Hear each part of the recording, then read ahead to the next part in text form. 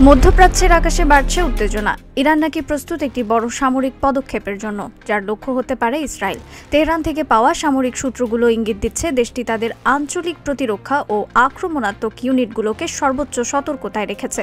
অন্যদিকে জেরুজালেমে জরুরি নিরাপত্তা বৈঠক চলছে। বিশ্লেষকরা বলছেন এটি ইরান ইসরায়েল সম্পর্কের ইতিহাসে এক নতুন মোড় আনতে পারে। ইসরায়েলের রাজনৈতিক নেতারা আশ্রয় কেন্দ্রের দিকে দৌড়াচ্ছেন, প্রতিরক্ষা বাহিনী সতর্ক। সবাই একটাই প্রশ্ন করছে, কেন এখন, কেন আবার? কূটনৈতিক মহল বলছে এই হামলা আসন্ন। ইরান হয়তো সরাসরি ইসরায়েলকে নিশানা করবে অথবা তাদের মধ্যপ্রাচ্য জুড়ে থাকা মিত্র বাহিনী ব্যবহার করবে। যেভাবেই হোক, আকাশে বাজছে বিপদের ঘণ্টা।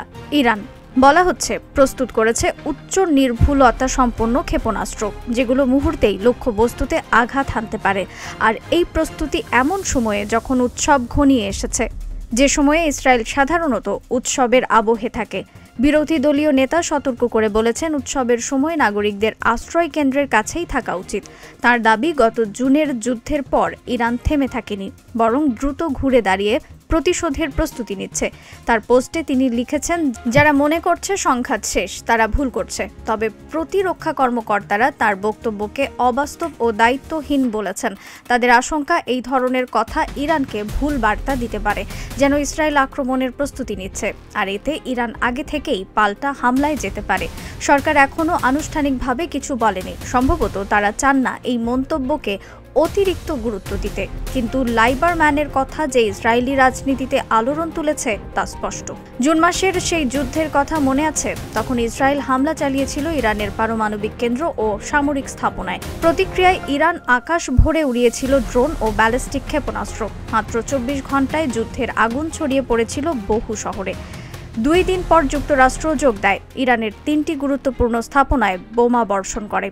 তারপরই ইরানের শীর্ষ নেতৃত্ব ঘোষণা করে ইসরায়েলকে ধ্বংস করা হবে। তবে তারা পারমাণবিক অস্ত্র বানাতে চায় না। তবু তথ্য বলছে দেশটি এমন মাত্রায় ইউরেনিয়াম সমৃদ্ধ করেছে যা অস্ত্র তৈরির জন্য প্রায় প্রস্তুত। মাত্র এক ধাপ বাকি।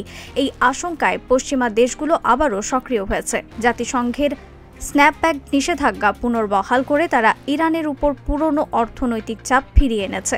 অস্ত্র আমদানি রপ্তানি বন্ধ, ইউরেনিয়াম সমৃদ্ধকরণ সীমিত, ব্যালিস্টিক মিসাইল পরীক্ষা নিষিদ্ধ, সবই একে একে ফিরেছে।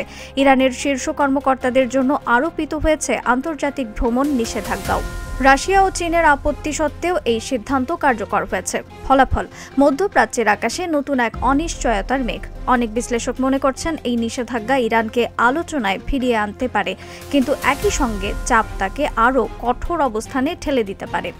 ইসরায়েলি নিরাপত্তা কর্মকর্তারা বলছেন ইরান এখন অস্থির। যদি তারা মনে করে আবার আক্রমণ আসছে, তাহলে ভুল বোঝাবুঝি থেকে যুদ্ধ শুরু হতে পারে। ইরানের সেনা নেতৃত্ব হুঁশিয়ারি দিয়েছেন, কোনো হুমকি এলে জবাব আসবে দ্বিগুণ শক্তিতে। এক জ্যেষ্ঠ কমান্ডার এখনও বলছেন, যদি আবার আক্রমণ হয় আমেরিকাকেও তার মাসুল গুনতে হবে। এই কথাগুলো শুধু হুমকি নয়, এক ধরনের কৌশলগত ঘোষণা।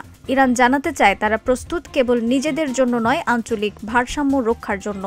এদিকে প্রতিবেশী দেশগুলো আতঙ্কে। নিষেধাজ্ঞা কার্যকর হলে ইরানের অর্থনীতি আরও চাপে পড়বে, যা পুরো অঞ্চলের স্থিতিশীলতায় প্রভাব ফেলতে পারে। ইসরায়েলও জানে এটি কেবল প্রতিশোধের খেলা নয়, এটি কৌশল ও ভবিষ্যতের ভারসাম্যের লড়াই। তাদের প্রতিটি সিদ্ধান্ত এখন আন্তর্জাতিক সম্প্রদায়ের চোখে পড়েছে। তেহরান ও জেরুজালেমের মধ্যে যে উত্তাপ ধীরে ধীরে বাড়ছে, তার ফল হতে পারে নতুন এক সংঘর্ষ, অথবা হয়তো শেষ মুহূর্তে কোনো সমঝোতা এসে থামিয়ে দিতে পারে ইতিহাসের আরেকটি যুদ্ধ। কিন্তু আপাতত আকাশে যে ভারী নীরবতা নেমে এসেছে, তার ভেতরেই যেন লুকিয়ে আছে এক অনিবার্য ঝড়ের আগমনী বার্তা। রিফাত আর ইসলাম, ভোরের আকাশ।